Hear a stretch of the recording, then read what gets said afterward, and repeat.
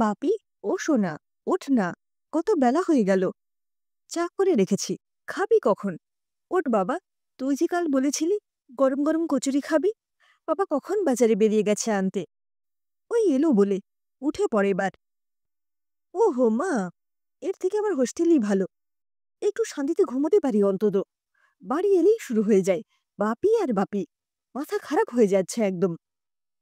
ছেলের ধমকানিতে চুপ করে যায় সীমা। ওদিক থেকে হাঁক মারে বিমল। কই গো, একবার নিচে এসো না। অনেকগুলো ব্যাগ হয়ে গেছে, আমি আর পাচ্ছি না। আসছি আসছি, দাঁড়াও ওখানে। বাপি উঠেছে। রাজুর দোকান থেকে একদম গরম কচুরি এনেছে ওর জন্য, সাথে গরম জিলিপিও।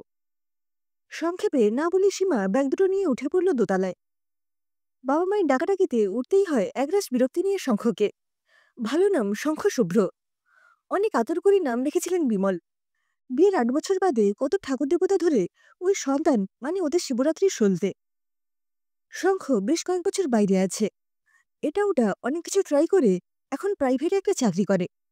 মাইনে তেমন কিছু নয়, তবে ওর অনেক উচ্চাশা, আর তেমনই ঠাটবাট। চোখে রেবানের সানগ্লাস, দুটো তিনটে ফোন। মোটামুটি গায়ের পাতা থেকে মাথার চুল পর্যন্ত সবটাই ব্র্যান্ডে মোড়ানো। নিজে যা মাইনে পায় তাতে কুলোয় না অবশ্য কোনো মাসেই। আর তার ফলে বলকে প্রতি মাসেই বেশ কিছু টাকা পাঠাতে হয় ছেলের জন্য। তাই বন্ধুবান্ধব, খাওয়া দাওয়া কোনো কিছুতেই খুব একটা খামতি নেই। মা, শোনো, আমাদের দোতলাটা এবার একটু রেনোভেট করো। আমার সব বড় বড় বন্ধুবান্ধব, অনেকেই বাড়িতে আসতে চায়। তা ঠিক, কিন্তু অনেকটা খরচ পড়বে রে। তাতে কি, সামনেই তো বাবা রিটায়ারমেন্ট, ওখান থেকেই করবে। বিমল শুনে বিরক্ত হন। এরপর থেকে তো এতটা টাকা পাবো না, মাইনে কমবে। তাই এত খরচ না করাই ভালো। তবুও ছেলের আবদারে সব হয়। সীমা জানতে পারে শঙ্কর বান্ধবীর কথা। ওরা সামনের বছর বিয়ে করতে চায়। তোর বিয়েতে আমাদের আপত্তি নেই, তবে তুই চালাতে পারবি তো সবটা? অত ভেবো না, সব ম্যানেজ হয়ে যাবে। আমি তো চাকরির বাইরে কিছু এডিটিং এর কাজ করি, আরও কিছু ইনকাম করে চলে যাবে।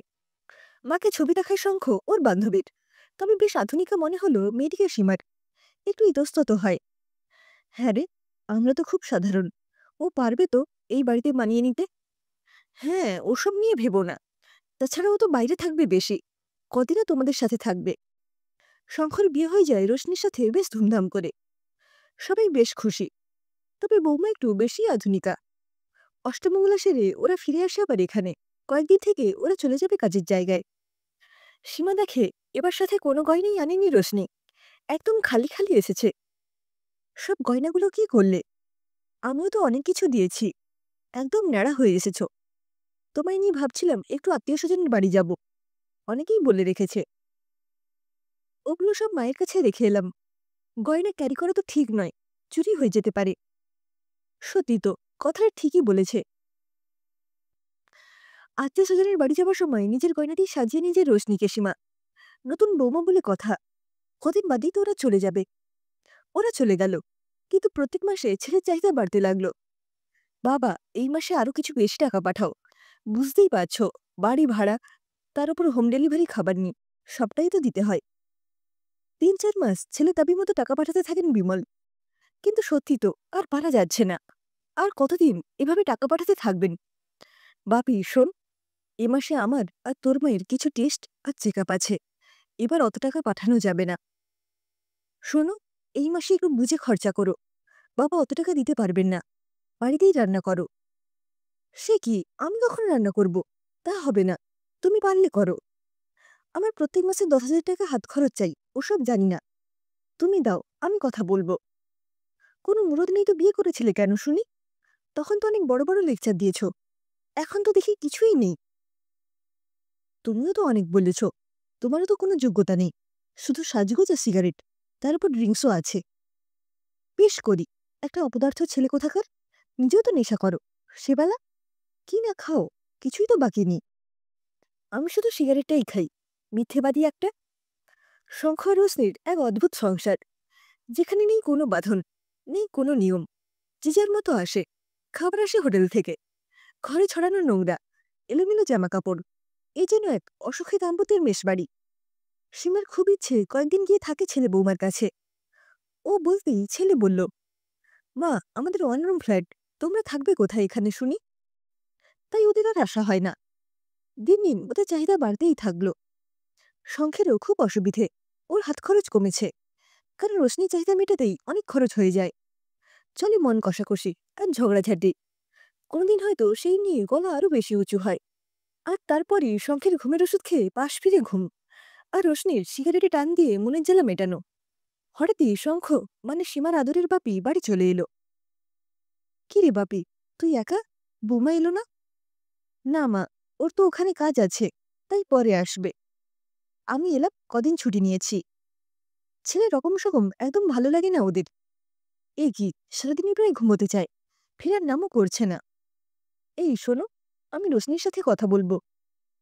সীমা বিমলকে ফোন করতেই হয় না, তার আগেই রোশনির ফোন আসে। কি ভেবেছে আপনাদের ছেলে? মায়ের আঁচলের তলায় ঢুকে থেকে বাঁচবে? ওকে বলবেন আমার হাত খরচে টাকাটা পাঠিয়ে দিতে। ছেলের কাছে কিছু শুনেছিল ওরা, চাপ দিতে মোটামুটি বেরিয়ে পড়ে। ও চাকরিটা আর নেই, আর তার উপর রোশনির এত টাকা দেওয়াটা আরও পেরে উঠছে না। এরপর থেকেই আসতে থাকে রোশনির ফোন, আর তার সাথে অশ্রাব্য গালাগাল। চাপে পড়ে বিমল টাকা পাঠাতে থাকেন প্রতি মাসে 10,000 করে। তবু মাঝে মাঝেই আবার টাকা চেয়ে পাঠাতো রোশনি, আর তার সাথে জঘন্য সব কথা। আকাশ থেকে পড়ে সীমা, তার ছেলেটি যে বড় বড় গল্প করেছে এতদিন সবটাই তাও জানতে পারে, ছেলের নেশার কথাও জানতে পারে। কান্নায় ভেঙে পড়ে সীমা, স্তব্ধ হয়ে যায় বিমল। হায় ভগবান, এই কেমন ছেলে ওরা মানুষ করলো, যার মুখে সবসময় বড় বড় কথা। এতদিন নিজেও ছেঁড়া কথায় শুয়ে স্বপ্ন দেখেছে, আর ওদেরও দেখিয়েছে। কি করবে ওরা এখন?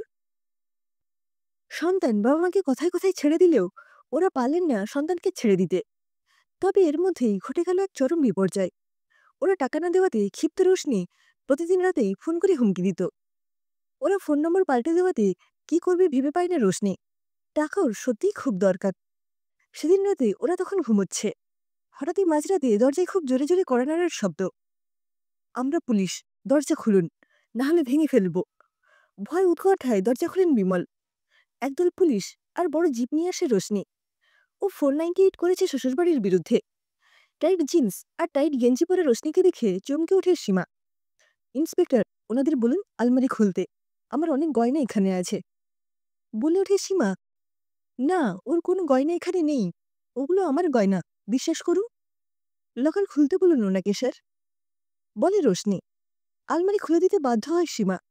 বাড়িতেই গয়না রাখত সীমা, আর রোশনিকে এর আগে নিজের গয়না পরিয়েছে, তাই সবটাই জানত ও। তাই লকার থেকে সীমার গয়নাগুলো তুলে নেয় ও। স্যার বিশ্বাস করুন, ওগুলো আমার গয়না। আপনি প্রমাণ দিয়ে নিয়ে যাবেন পরে থানা থেকে, সবগুলোর ক্যাশ মেমো লাগবে। ওরা শঙ্খকে অ্যারেস্ট করে নিয়ে যায় সেই রাতেই নন বেলেবল অফেন্সে। পরদিনই ব্যাংক থেকে টাকা তুলে সীমা আর বিমল রওনা দেয়। হে ভগবান, কার পাপে কে শাস্তি পাচ্ছে, অথচ কি করে ফেলবো ছেলেটাকে? সত্যি, ছেলেকে ফেলতে পারেন না ওরা। লড়াই চলতে থাকে, সর্বশান্ত হয়ে যায় ওরা, ফেরত পায় না গয়না। অসুস্থ হয়ে পড়ে সীমা, চোখের জল ফেলে ফেলে চোখ দুটো অন্ধ হওয়ার জোগাড়।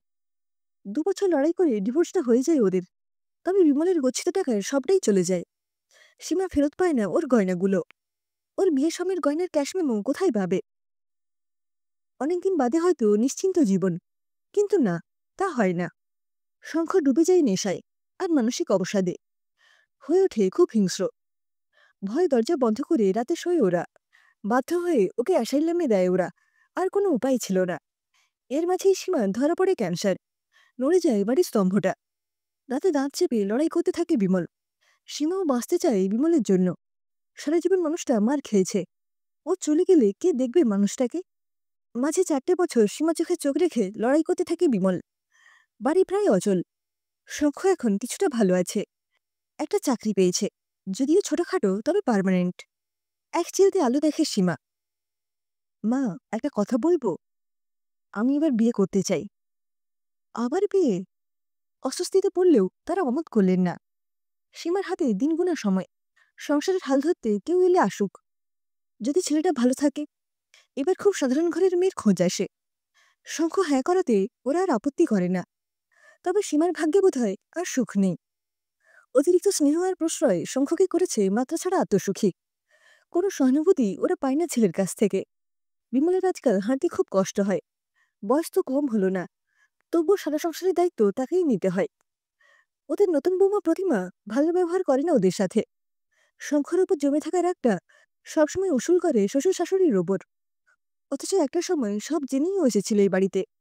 একদম গরিব ঘর থেকেই মেয়ে এনেছিল ওরা। তবুও হয়তো সুখের ভাগ্য সবার থাকে না। তাই সীমাকে এখনো চোখের জল ফেলতে হয় বৌমার খারাপ ব্যবহারে। ইমল তরকারি কাটা থেকে অন্য সব কাজ করেও একটু ভালো কথা শুনতে পায় না। সীমার শরীর খারাপ হতে লাগলো আরো বেশি। তবে এর মাঝেও একটা ভালো খবর পাওয়া গেল। প্রতিমা মা হতে চলেছে। শঙ্খ যেন কিছুতেই খুশি নয়। ওর অত্যন্ত উচ্চাকাঙ্ক্ষা ওকে পুড়িয়ে শেষ করে দেয়। এমন জীবন তো ও চায়নি। একটা সাধারণ চাকরি আর সাধারণ বউ। শঙ্খের অবসাদ বাড়তে থাকে। অথচ একসময় নিজেই বিয়ে করতে চেয়েছিল। প্রতিমার ছেলে হলো। অনেক দুঃখ আর মৃত্যু যন্ত্রণার মাঝেও নাতির মুখ দেখে একচিলতে সুখ পেল সীমা। প্রতিমাকে বলল, ওকে স্নেহের সাথে সাথে শাসনও করো বৌমা। আমরা বাবাকে তো কিছুই করিনি, শুধু আদর দিয়ে গেছি। মুখ বাঁকায় প্রতিমা। নিজের ছেলের ভবিষ্যতের সাথে সাথে আমার জীবনটাও নষ্ট করেছেন। সীমার চোখ দিয়ে জল গড়িয়ে পড়ে। 2 মাসের মধ্যে চলে যায় সীমা। বিমল আজও পাপের প্রায়শ্চিত্ত করে চলেছে। শঙ্খকে এখনো শোধরাতে পারেনি। নীরবে অসহায়ের মতো সহ্য করে ওর উপদ্রব। আজ বর্ণপরিচয়ে রাখাল আর গোপালের গল্প বড় বেশি মনে পড়ে। সময় শাসন করলে এই দিন তাকে দেখতে হতো না। সন্তানকে স্নেহ দেওয়ার পাশাপাশি প্রয়োজনে তাকে কঠোর শাসন করাও বাবা মায়ের কর্তব্যের মধ্যে পড়ে। এ কথা কেন যে বোঝেননি